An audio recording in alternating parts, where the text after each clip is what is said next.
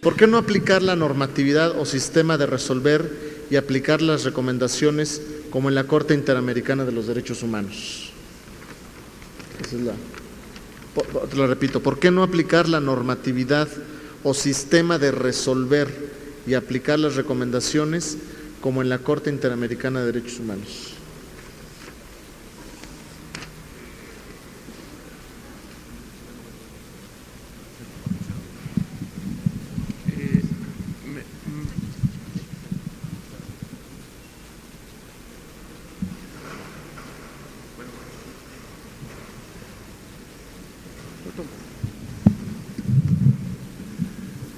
No, la pregunta, la verdad, no la entiendo muy bien en términos de si las recomendaciones son las de la Comisión Interamericana o se refiere a las resoluciones que emite la Corte, porque las que emite la Corte son de naturaleza obligatoria, mientras que las de las recomendaciones de la Comisión tienen un carácter vinculante fuerte, si consideramos que la Corte ha dicho que los estados tienen que, a partir del principio de buena fe en el cumplimiento de sus obligaciones internacionales, hacer todos los esfuerzos para que las recomendaciones cumplan con el efecto útil, le llaman, el cual tiene. No sé si esta es la circunstancia o no de la pregunta. No lo especifica, pero yo supongo que se refiere más si es recomendaciones a la Ahora, es importante destacar que no hay propiamente, salvo una leve referencia en materia de responsabilidad patrimonial del Estado, un ordenamiento que realmente prevea el cumplimiento de las resoluciones internacionales de cualquier naturaleza. Aunque hay algún también artículo aislado en la Ley de Celebración de Tratados, no queda claro cuáles son los procedimientos distintos a los que tengan que ver con indemnizaciones, y es un tema importante que se debe hacer cargo pues el Estado mexicano y en general pues los órganos legislativos en ese sentido. Sería lo que tendría que decir en este momento. Muchas gracias. Bueno, si les parece, vamos a hacer una última intervención, si quieren, en el mismo sentido en cómo se inició, ¿no?, la ronda, que si mal no recuerdo empezó José Antonio. Okay. Una última, quizás algunas conclusiones, alguna cosa que se quedó en el tintero o opinión sobre las intervenciones de los demás expositores. Bueno, sí, simplemente diría un punto que también dejó claro Luis, que es el tema del presupuesto y la construcción del presupuesto. Ahí la pregunta importante es también, ¿qué estamos esperando de nuestras comisiones? ¿Qué tipo de objetivos queremos plantearle a nuestras comisiones? Y es parte de esa construcción. Creo que David lo decía con mucha claridad. Hay un compromiso de generar, me parece, una cultura de los derechos humanos. Y ese también me parece un punto fundamental. Esto sale caro, sí, ciertamente sale caro, y sale caro sobre todo cuando hay espacios donde hay que remar mucho contra la corriente.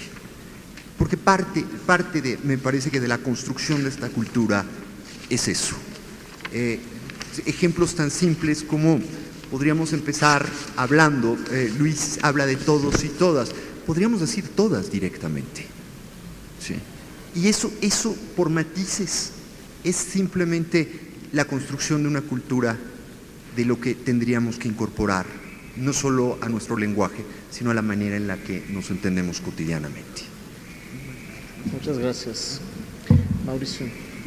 Bueno, yo quisiera quizá dejar una problemática, no es algo resuelto, pero no me queda muy claro. Es dos ideas que se han planteado aquí. Una que ya señalaba el doctor Sergio López Ayón, en el sentido de cuál es el papel actual de las comisiones, su existencia misma frente a una reforma y una exigencia. Yo creo que, bueno, eso simplemente decir que sí hay instituciones de promoción de los derechos humanos que tienen ya un arraigo en una comunidad, pues es preferible perfeccionarlas a eliminarlas, ¿no? Sería como un contrasentido. Pero bueno, está la duda ahí, se planteó. Pero sí me parece que es importante dejar claro que si no son mecanismos jurisdiccionales, y ahí parece un consenso en el sentido en que no se debe jurisdiccionalizar los procedimientos ante las comisiones, particularmente los de quejas, porque no habría duda en otros sentidos, ¿no? A mí me parece un poco un contrasentido decir que se debe eliminar la cuestión de la parcialidad en la aprobación y que se deben cumplir de forma integral, que la recomendación es integral. ¿Y a qué voy?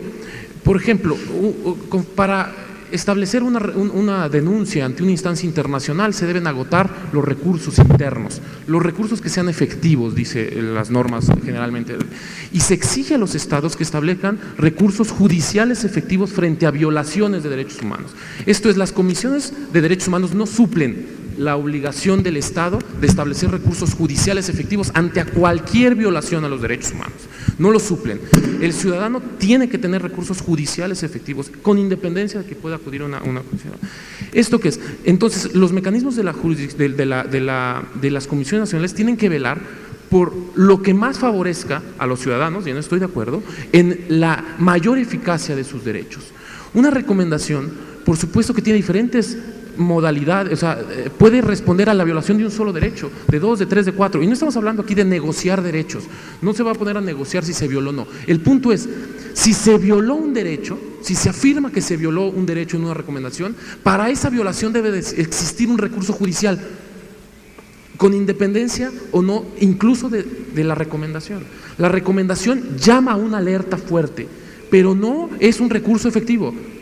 O sea, puede establecer medidas de reparación, sí, pero no son las reparaciones necesariamente las más efectivas.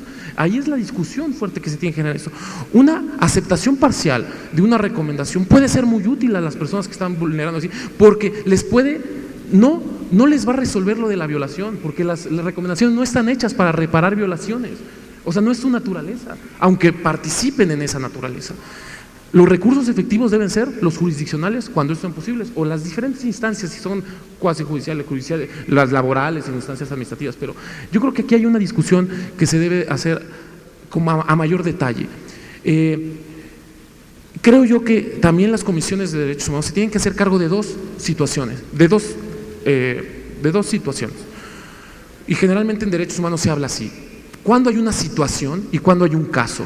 Una situación de riesgo, de vulnerabilidad de una colectividad es una situación, y ahí no necesariamente se toman medidas de reparación, se toman medidas de prevención, de que se actualicen esos riesgos para evitar que haya víctimas directas de esa situación.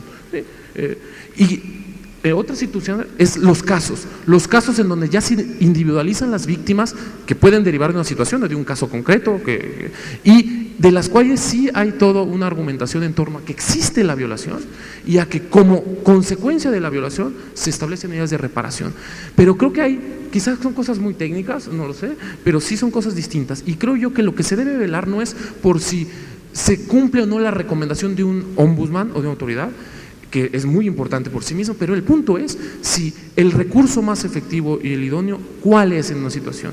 Y es ahí lo que, frente a las víctimas que están sufriendo, es la expectativa que se genera. Si se genera una expectativa sobrevaluada de lo que es una recomendación, se corre el riesgo de que se deslegitima el procedimiento de las comisiones, pierden prestigio las propias comisiones, porque a sabiendas desde antes de que la recomendación tiene unos efectos de una naturaleza, se da la apariencia de que son procedimientos jurisdiccionales y que sus resoluciones van a ser vinculantes fuertemente. Me parece que es un acierto de la reforma y de la ley previa que establezca que las autoridades que no aceptan una recomendación tienen que motivar y fundamentar. Eso es lo fundamental, motivar y fundamentar. El procedimiento ahí no queda agotado, siguen las vías jurisdiccionales. Es importante que las comisiones faciliten estos procesos y que las autoridades entiendan cuál es la naturaleza. Pero si se equipara vis a vis, incluso la prueba, yo me parece que el estándar de prueba en una comisión debe ser muy distinto al jurisdiccional, porque no estamos ante procedimientos idénticos, incluso debe ser más flexible. Y eso, desde mi punto de vista, la prueba en procedimientos que no son de naturaleza jurisdiccional, aunque se sigan en forma de juicio, en términos de que haya etapas de procedimiento, partes, debe ser más a las víctimas se les debe facilitar más llegar su situación y ver si realmente un caso, y ya en el procedimiento de un caso se verá la estricta valoración de la prueba que supone ya un imputado de un hecho ilícito, ¿no? Que debe ser la violación. A lo mejor es una reflexión demasiado general y me disculpo por eso, pero bueno, me sentía como con la necesidad de decirlo.